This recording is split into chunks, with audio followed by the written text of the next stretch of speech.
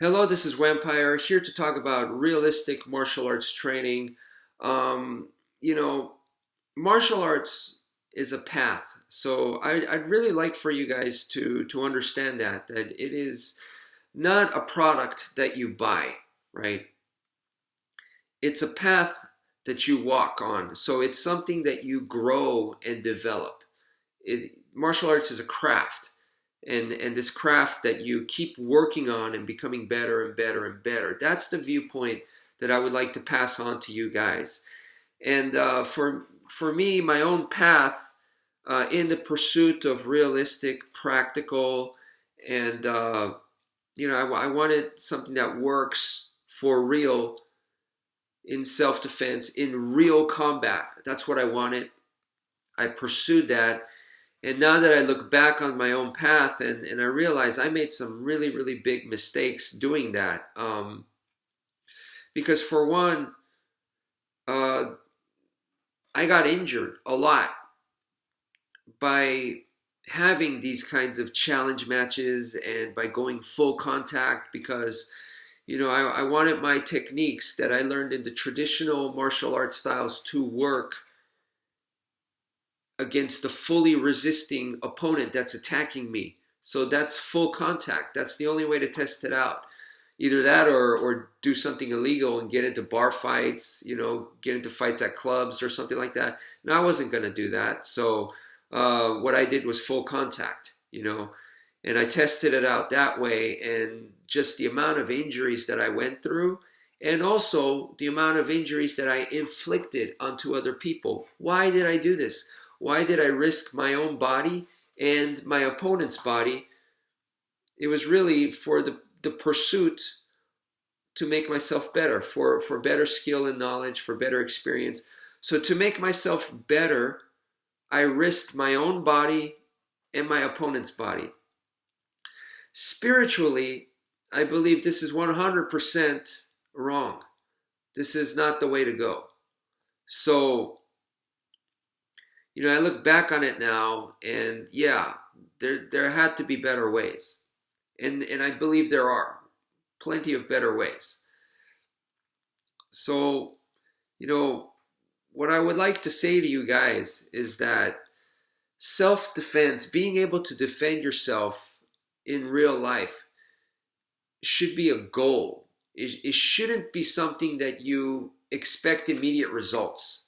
And people are like, I want results. I want something that works for real that I could use on the street right now. And that mentality, I don't think is a good one. I think that's a bad one. People, don't understand this. They go, well, I want to protect my family. I want to protect my girlfriend or whatever. People have that kind of mentality. And I get it. I get it. But you got to understand, it's something that is to be earned. It's not something that you demand. It's not something that you immediately buy.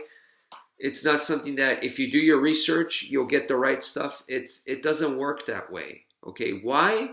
Why doesn't it work that way? Because to be able to defend yourself in a real life situation is extremely difficult. The situation that we're talking about, first of all, self-defense is very broad. Second of all, anything can happen. And you have no idea the situation. You have no idea the opponent. There's so many unknown factors. There's so many. And even if you knew everything, it's still a very, very tough thing to do. It's combat. Combat is not an easy thing.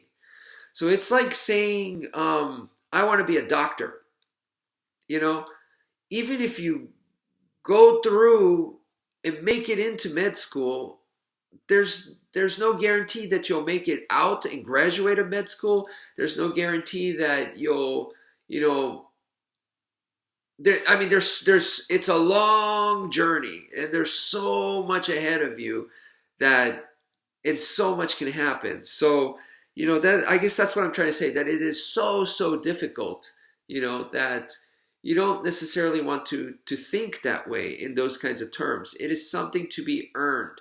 It's something that you keep working on, and there's no guarantees, and you just do it because you love it.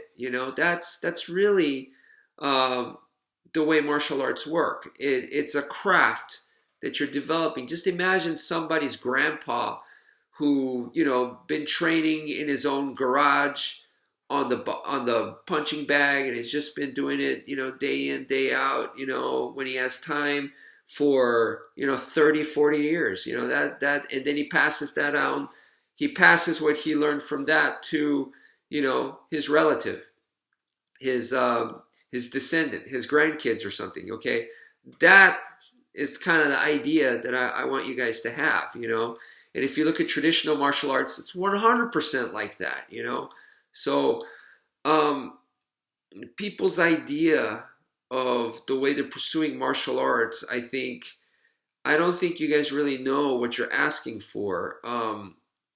I personally pursued martial arts for the purpose of, I had that same mentality. I want something that works in a real life self-defense combat situation. And it needs to, the techniques that I learned in traditional martial arts, whether it's Aikido, whether it's Eskrima, it needs to work against a fully resisting opponent that's attacking me. So that's full contact. So I wanted that stuff to work in full contact. And I went down the road of having challenge matches against, people from all kinds of different martial arts backgrounds. Some didn't even have martial arts background. I was like, "What's your background?" "I'm a football player. I'm a biker." That's all they had. But they were still formidable. They were like, close to 300 pounds or whatever. And I had challenge matches with people like that. And I believe that it wasn't a good path that I took, that I made some huge mistakes. And the reason why I say that is because when you do that, you sustain tremendous injuries, and also you're giving injuries to the opponent. Why? Why are you risking your body and their body? What for? To make myself better, to make myself, be able to have practical and realistic skills. So for that, you risked injury to yourself and the opponent. So spiritually, to me, that's 100% wrong. There's got to be better ways, and there is. I believe so, and 100% think that. But in order to walk a better path, you're going to have to change the way you think. And if you spar full contact all the time, with or without weapons, will you get better? Absolutely. Absolutely. But will you also get injured? 100%, 100%. So then you really got to think about that, that's not the way to go. It's not worth it, and that's what I try to tell my students, and that's what I try to tell you guys as well, is to know the difference. So in Japan, there's two very famous professional wrestlers, Antonio Inoki and Giant Baba.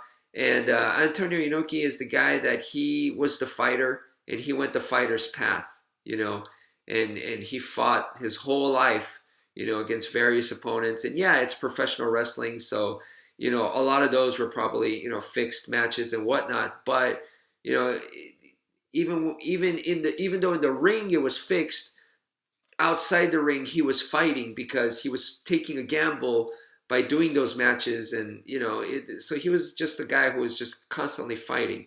Giant Baba, on the other hand, was famous for being the guy that his professional wrestling was fun, and very, how do you call it, bright, not dark, not let's see who can kick whose ass. It wasn't like that. It was like, let's all have fun. Let's put on a great show.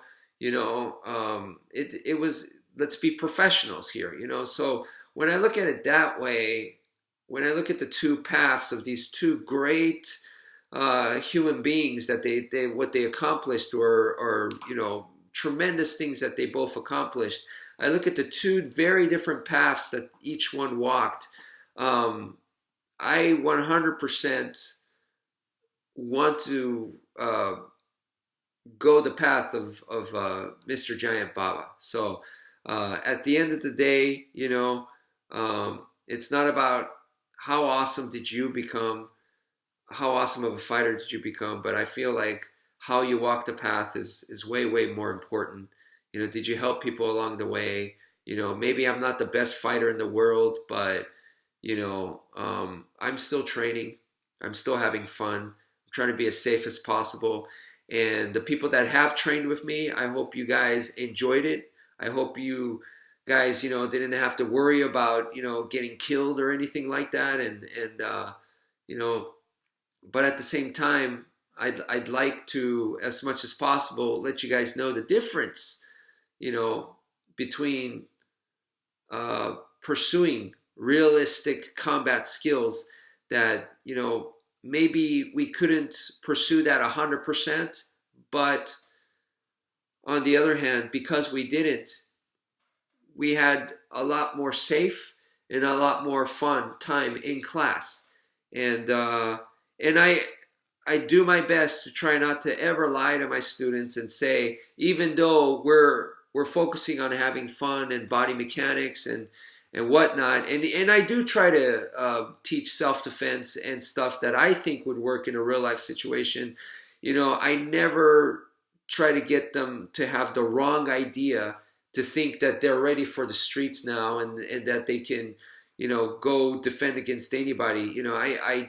I do my best to not let them think that way, and just keep working on the skill, and let's aim for self-defense, skills that we can, let's aim for that, but let's not ever say, oh, I have that right now, because when you do that, the question is, if you haven't done full contact, if you haven't really, really, really tested yourselves in a proper test, then you shouldn't be saying stuff like that, And when I look on YouTube, there's way too many liars or people that I guess it's ignorant. They don't know. They just don't know. So they're saying, yeah, it works, and it's like you really shouldn't be saying that.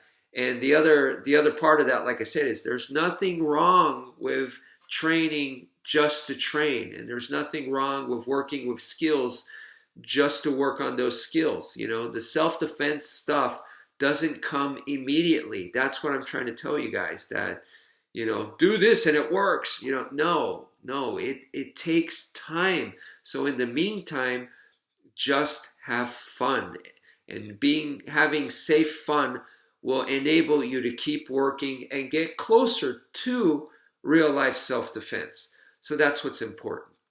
Okay, so I hope this helps. Thank you for viewing, and take care, folks.